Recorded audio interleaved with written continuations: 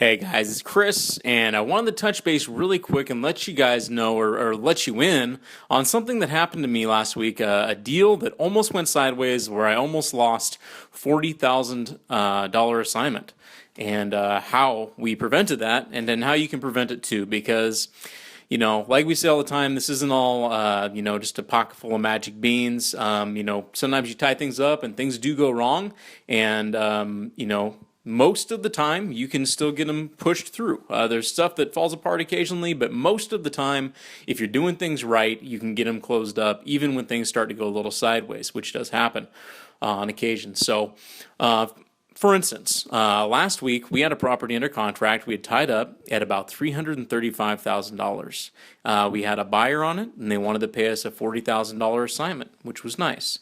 And somewhere along the line, I think we had like a 3-week closing or something like that. Somewhere along the line, the son of the people who we were buying it from decided that they weren't getting enough money. And, he started saying, hey, you should put it on the market. You should do this. You should do that. Just kill your contract with these guys. And the owner, the dad, he didn't want to. He just wanted to get it sold. But the mom, she was kind of thinking about it. She wanted more money. So the way that we found out about this was that, I just got a call from escrow saying, hey, these people are saying, is there any way out of this? Which, when you have that much money on the line, is nerve-wracking to say the least. But, if you've been in real estate for a while, you've been in wholesale for a while, it does happen. People just, especially if you're getting a really good deal on something, a lot of times the people get sketched out. So 5 real quick ways to be prepared for that. Here they are. The first one is that you need to have a good contract. Now, when I say that, I don't mean you need to go pay $1 million, that you need to use my contract or this person's contract. All I'm saying is that take your contract, and when you get it signed, make sure that it has a legal description, make sure that it's assignable, and make sure that everything's filled out correctly. That's it. I'm not a lawyer. I'm not here to give you legal advice. But, you might have... take your contract, have a lawyer take a look at it because it varies by state, and just make sure that it's good. Doesn't have to be complicated, doesn't have to be fancy. Go get one at Staples, just have somebody look at it and say that it's okay. And then fill it out correctly when you're there. So, okay, that said, the second thing is that you want to keep a good relationship with the seller. Now, what I mean is that you want to, touch base with them periodically and see, just talk to them about anything. Say, hey, I wanted to make sure you got shovel out. You said you wanted that shovel. Did you want to get the bicycle out? Hey, does Wednesday work for you for closing? Hey, we got the title back. Everything looks good. We need you to do X, Y, Z. Hey, I wanted to know when we can close. Can we close early? Can we close a couple days late? Blah, blah, blah. It doesn't matter what you say. You're not calling about any of the stuff that you're talking about. You're calling to keep a barometer on the relationship. You're calling to see, is this person cool? Are they cool? Because at the end of the day, just like Fonzie, man, you got to keep them cool, right? And if they're not returning your calls, if they're just kind of falling off a map, you've got a problem, and you better go back to your contract and make sure it's tight. So, okay, next thing. You want to have a good backup. Now, when I say that, a lot of times, if you're going to assign something, like in this situation, we just had to send a check over, and it took like an hour.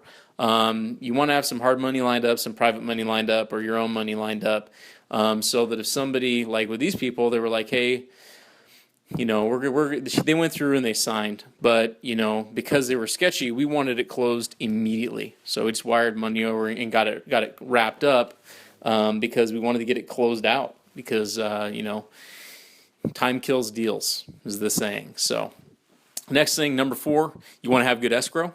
It was saved the deal basically that escrow called me and said, hey, these people are trying to find out if there's any way out of this. And it wasn't actually him, it was just the wife. But at the end of the day, you want a good relationship with your escrow, or something comes up, they're going to call and talk to you about it. Now, they're neutral, they're escrow, but you still want them to call and talk to you and say, hey, this came up, this is an issue. You don't want to deal with it down the road.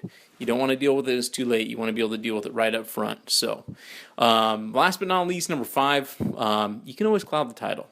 Now, my first year, again, not a lawyer, this is not legal advice, but this is my experience. My first year, we went down, and if we had good contracts, we would go file an affidavit memorandum against the property down at the county, recorded against the title, just simply saying, we have a contract on this property. this property's under contract and we plan to close it.